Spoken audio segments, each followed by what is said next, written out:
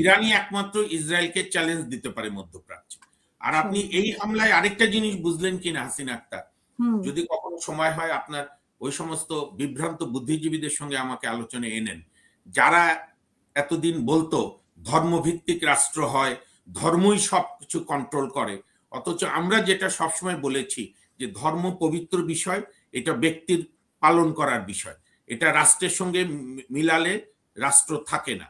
রাষ্ট্রের প্রত্যেক রাষ্ট্র, প্রত্যেক জাতির নিজস্ব কিছু স্বার্থ আছে, নিজস্ব কিছু বৈশিষ্ট্য আছে।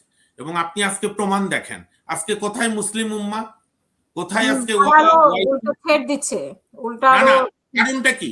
ইরান তার অস্তিত্ব বাঁচানোর জন্য মার্কিন যুক্তরাষ্ট্রের অনুগত যেগুলো রাষ্ট্র, গালফ কান্ট্রি, সৌদি আরব সহ, সেখানে হামলা করছে। আবার সৌদি আরবরা মার্কিন যুক্তরাষ্ট্রকে বলছে যে আপনি আনফিনিশ জব ফিনিশ করেন। এখানে তো ধর্মের ব্যাপার নাই, এখানে কি সৌদি আরব তার রাষ্ট্রের স্বার্থ দেখছে, ইউএই তার স্বার্থ দেখছে, বাহরাইন, ওমান, কাতার, ইরান তার স্বার্থ দেখছে, সবই তো মুসলিম রাষ্ট্র। সেটাই, সবাই সবাই স্বার্থ দেখছে। পবিত্র রোজার মাসে এক মুসলিম রাষ্ট্র আরেক মুসলিম রাষ্ট্রকে হামলা করছে, পাকিস্তান আফগানিস্তানের রিহ্যাব হসপিটালে হামলা করছে। আমি কোনোটারই জায়েজ বা বৈধতা বা অবৈধ বলছি না, কিন্তু কাজ হচ্ছে কিভাবে? প্রত্যেক রাষ্ট্রের স্বার্থ দেখে, সেই দেশের জনগণের স্বার্থ দেখে। এখানে তো ধর্মের ভিত্তিতে হচ্ছে না। কাজী এই যে মূর্খরা আমাদের এখানে কিছু ওই যে জামাতের মিলিটারি শাখা, আপনার এখানেও আসে, অন্য টকশো গুলো তো যায়, কিছু মেজররা বা কিছু জ্ঞান পাপীরা যে বুঝায় আমরা ধর্ম ধর্ম আগে। নো, বাংলাদেশ রাষ্ট্রের জন্ম হয়েছে ভাষাভিত্তিক রাষ্ট্র থেকে। আজকের এই ইরান যুদ্ধ, আমেরিকা বনাম ইরান, আমেরিকা ইসরায়েল বনাম ইরান যুদ্ধ প্রমাণ করলো ধর্মের ভিত্তিতে রাষ্ট্রের বন্ধন হয় না। রাষ্ট্র তার নিজস্ব ভৌগোলিক এলাকা, তার নিজস্ব সংস্কৃতি, তার নিজস্ব জনগণের স্বার্থের উপর বেসিস করে প্রত্যেক দেশ তার কাঠামো পরিচালনা করে।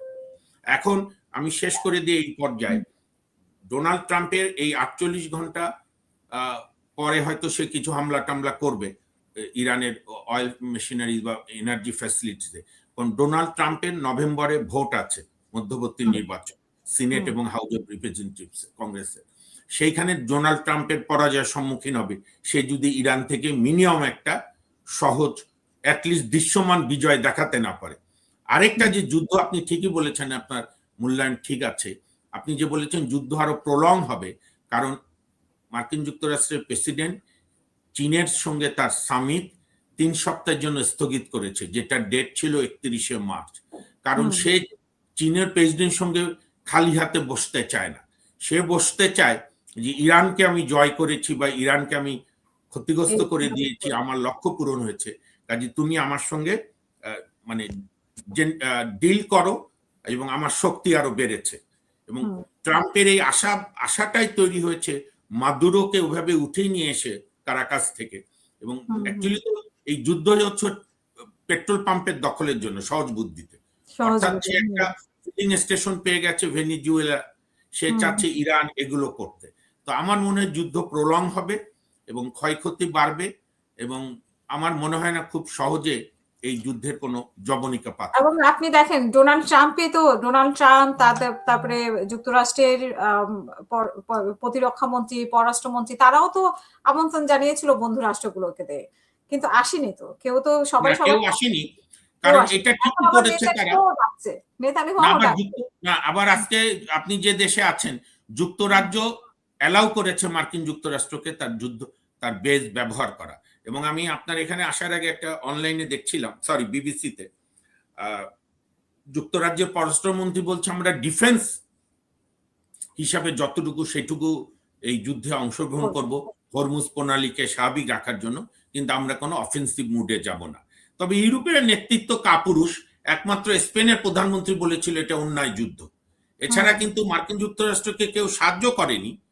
আবার এটাও সত্য, মার্কিন যুক্তরাষ্ট্রের এই বেআইনি সাম্রাজ্যবাদী যুদ্ধের বিরুদ্ধে ইউরোপ কোনো স্ট্যান্ডও নেয়নি।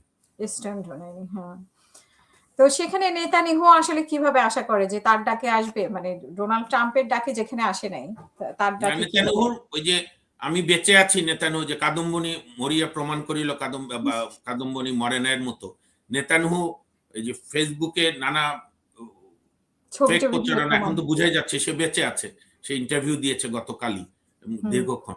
সেখানে সে বলেছে আমার সঙ্গে প্রাইভেট টকে ইউরোপের সব নেতারা বলেছে it is doing, you are doing well, তো অফিসিয়ালি বলছে না। তো যাই আমরা ওইটার মধ্যে না যাই। একটা তো বিষয় হাসিনা আক্তার সারা বিশ্বের মানুষ বুঝতে পারছে যে 1991 সালে সোভিয়েত ইউনিয়ন সমাজতান্ত্রিক বিশ্বের পতন হয়ে কার কি লাভ ক্ষতি হয়েছে জানি না, মানুষের মুক্তির লড়াই পিছিয়ে গেছে যেরকম সত্যি সাম্রাজ্যবাদী শোষণ শাসন থেকে, কিন্তু বিশ্ব যে এককেন্দ্রিক হয়ে পড়েছে এবং মার্কিন যুক্তরাষ্ট্রের যে মরলিপনা, মার্কিন যুক্তরাষ্ট্রের যে সাম্রাজ্যবাদী, সেইটা যে ক্রমান্বয়ে বাড়ছে, এইটা তো সারা বিশ্বের মানুষ বুঝতে পারে।